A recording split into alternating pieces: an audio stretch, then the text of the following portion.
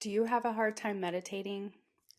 I'm going to give you some insight on what my spirit team, the Wisdom Keepers, told me about meditation and why it might be a kind of a positive thing for you to be struggling with meditation until you really are able to calm your mind to meditate. So stay tuned because this might be encouraging for you if this has been a struggle. Welcome to the Soul Alignment Mentor Podcast. I'm your host, Angie, and I'm inviting you to explore the depths of self-sabotage, limiting mindsets, and the beliefs that hinder our progress in life. Through intuitive messages I receive from my spirit team, I share profound insights to help you live authentically and break free from these limitations.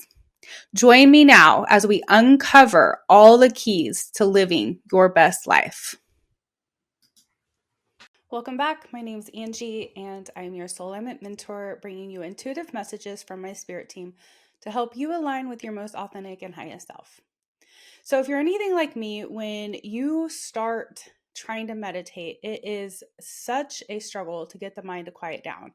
And it's almost like all the things that you didn't think about before you started to meditate start to come in your head. I remember when I really started to get serious about meditation about 5 years ago, it was like suddenly I had to do all the things that had been waiting to be done for days.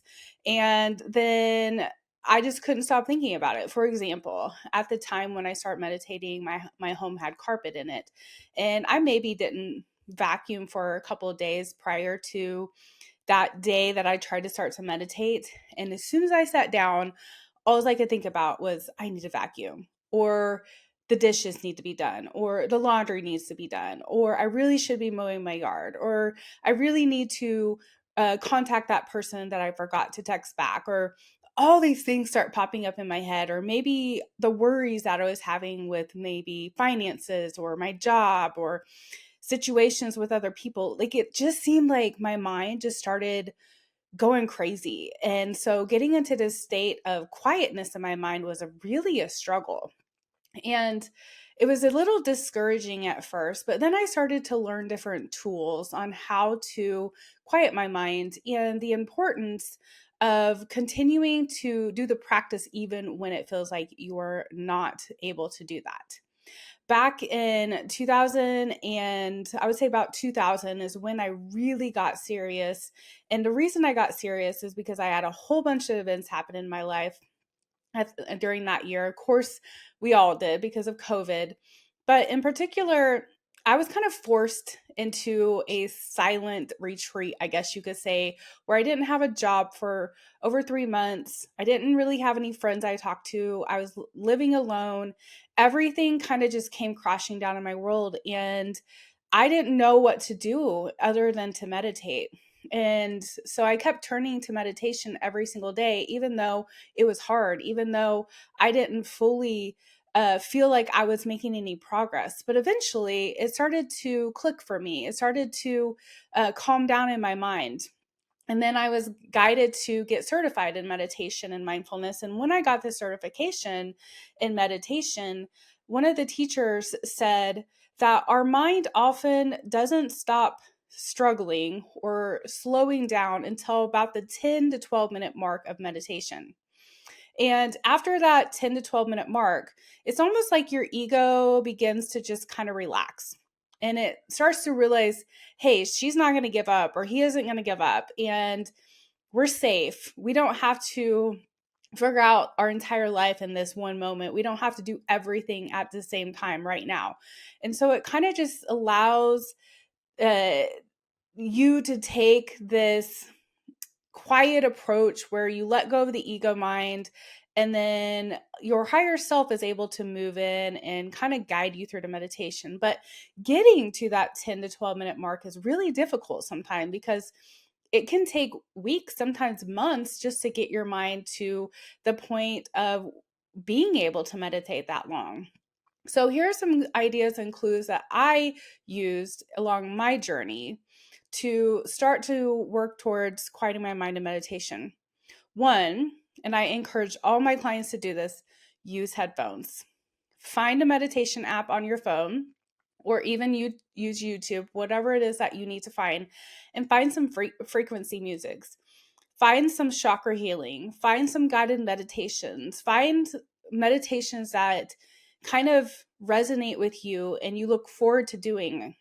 I know that when I first started, there was a special meditation that was about 7 minutes long, and it was about chakra clearing. And it was a very strange noise to me at that time because I didn't understand frequency or sounds at the time.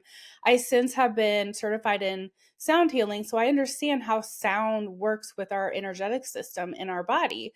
But at the time, I was like, this feels good, so I'm going to do it. But for 7 minutes, there was a tone and a sound, just like a beeping noise that I would listen to. And so I'd have my headphones on for that 7 minutes. And before I knew it, those 7 minutes started to feel a little short. And so I started looking for longer meditations. And I would sit and listen to those frequencies. And so I'd get up to about 10 minutes. Before long, that felt short. And I started to feel a little bit more safe. And it was almost like that stillness in my mind was something I started to crave.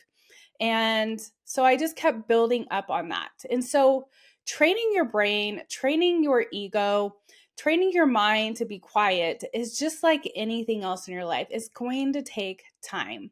It's going to take consistent effort, just like going to the gym, just like learning to walk a mile if you can't even walk half a mile, just like your job that you do now. At one point, you didn't know how to do it, but you just kept showing up and doing it.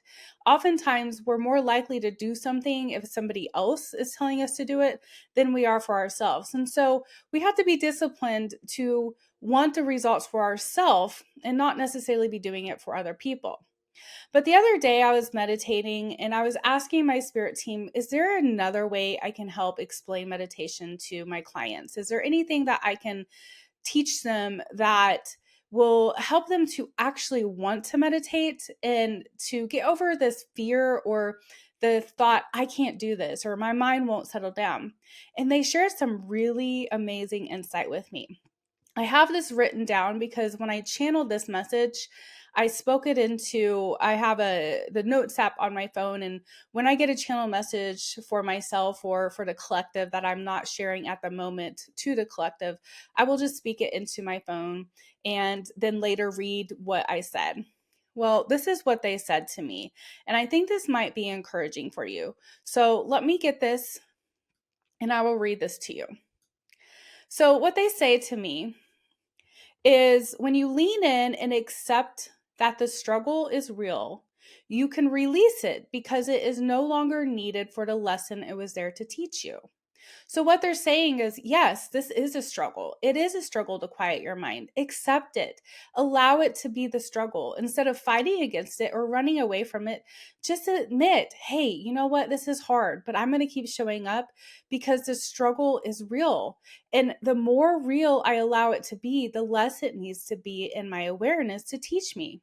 Then they go on to say that when you are meditating, the mind does not function necessarily the way that you wish it would when you're meditating, because the mind is wandering.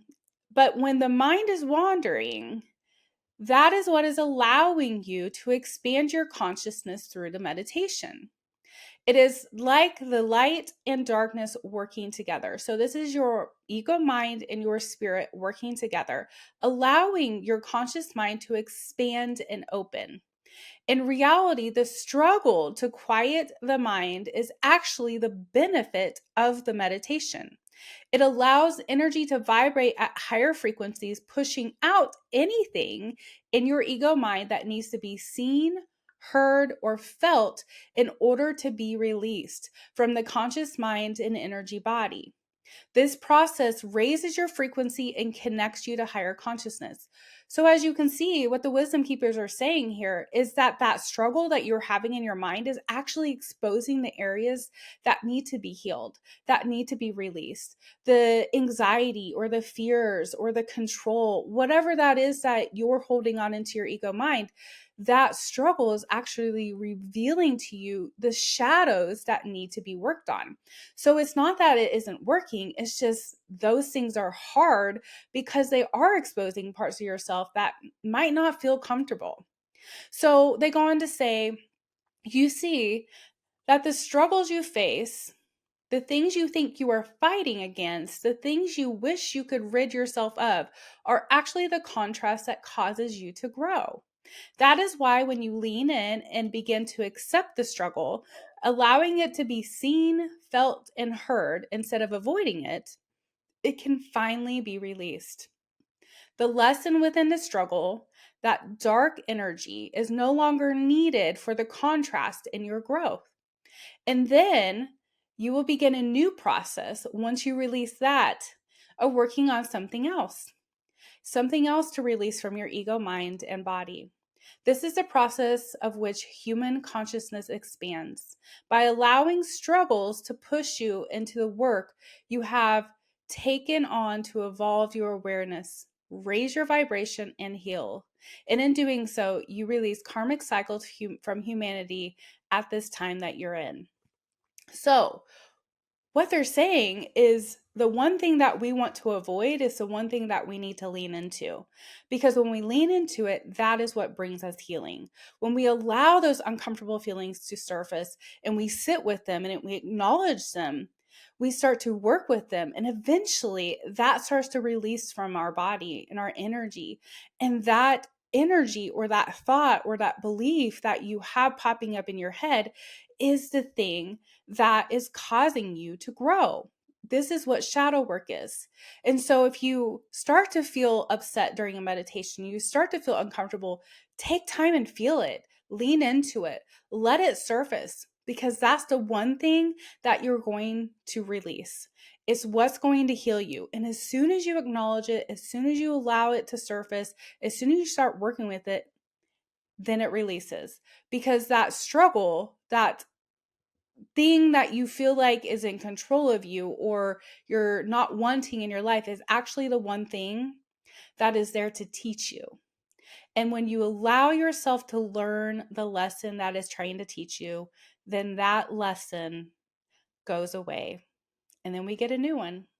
But as we continue to grow, as we continue to expand in our consciousness and our awareness, as we continue to allow our higher self to take control of our mind, the less and less these struggles seem to be controlling us.